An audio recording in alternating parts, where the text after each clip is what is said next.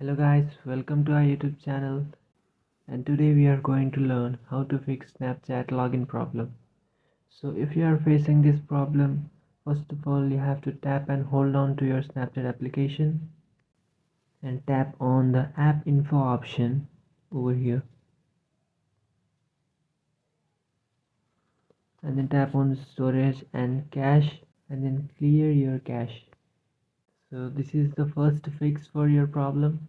And second fix is open up your Play Store application and search for Snapchat. And you have to check if you have an update option for your Snapchat. If you have an update option, just update your Snapchat application. So after updating your Snapchat application, your problem might be fixed. And if that still doesn't fix your problem, just hold on to your power button and restart your device. After doing all that, your problem might be fixed.